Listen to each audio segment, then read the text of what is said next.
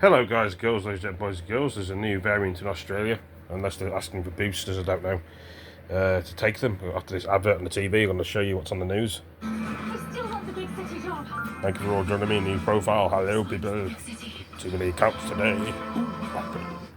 Australians are now able to get a new updated COVID booster vaccine. Health authorities are advising people to... Will it be a zombie apocalypse eventually? Oh, imagine that. Oh, thank you, Rockstar. Oh.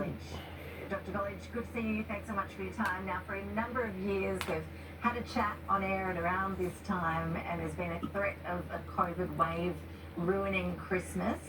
What's the story this year? Have you seen an explosion of cases over the silly season so far?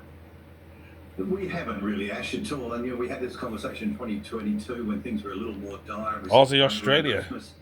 Again, in 23, we said the same thing, and we can confidently predict, even more confidently predict, that in 2024 things are going to be fine. I saw a terrified journalist, John Flint, I'm going to name him. G'day, mate, and the Barbie, gonna name him. Extreme negativity when it comes to COVID. Is it Melbourne? No, can't be Melbourne. Is it Sydney? No, can't be Sydney. G'day, mate. Patients that have private health cover, we're not actually seeing it. We've only got a handful of cases in. Nobody's really sick. We haven't had a COVID death that I've been managing for over 2 years with someone who's been otherwise not seriously unwell. Oh, and Lucy, please. Just like flu in many ways and relatively mild. And most of our COVID cases have other things wrong with them anyway. There's one patient in intensive care at another hospital with a lot. Sorry, but I'm a bit carried away with that. So all in all, things are travelling very nicely. Well, that's exactly what we want to hear. Tell us about this new booster formulation. Is it much better than older versions? Is it worth checking it out, rolling up the sleeve? Yeah, JN1. So Pfizer produced a new Comirnaty vaccine, JN1 vaccine, which is a little bit more active against circulating strains. And look, if you're over 75... Pfizer and Moderna, as they say, in the UK. Probably different ones in America and Germany and Denmark and Australia. I think going forward, though, what would be much more attractive is to try France as well. COVID and a flu vaccine and actually just have that once a year for all of us, particularly people in healthcare as well, to do something like that. But are you climbing up the mountain today, people? Yes. I bet you are climbing up the mountain. Look at this.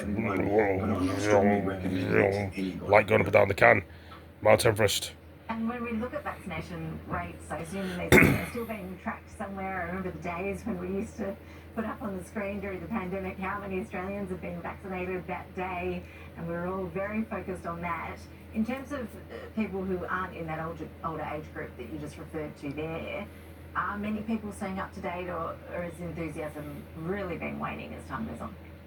Oh, very much waning. So there's only a small percentage of people who you would say were completely up to date.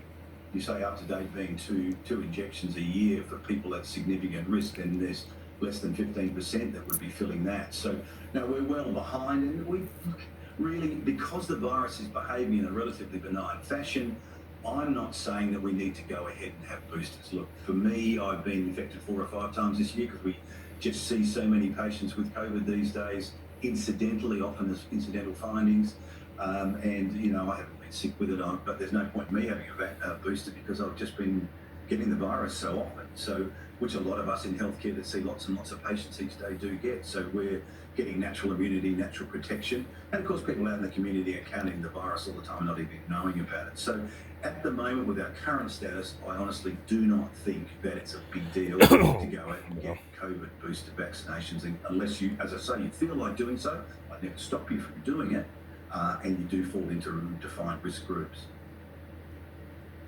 And now, Clay, from our chats in the past, I know that you've been a bit of a long COVID skeptic. I saw some research out recently suggesting that the virus can persist in our bodies for years after infection.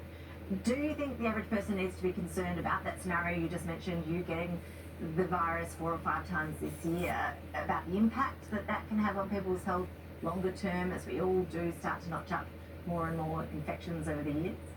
Yeah, and look, there's a number of viruses besides COVID that can cause chronic infection and persist in the body for years, and just the respiratory viruses like flu and paraflu, RSV, etc., can persist and cause long-term symptoms. You know, that viruses just can do that.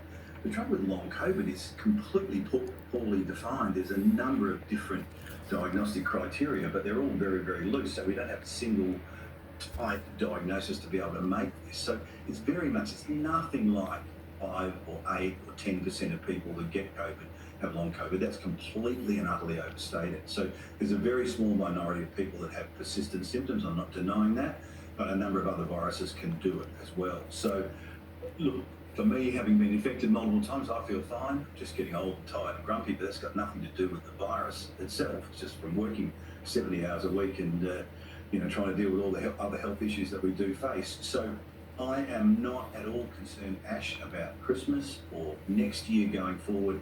I don't see anything bad on the horizon at the moment, and the news is all pretty good. Well, the news is pretty good, he says.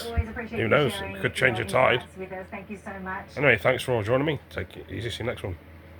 Bye. Take it easy. Peace.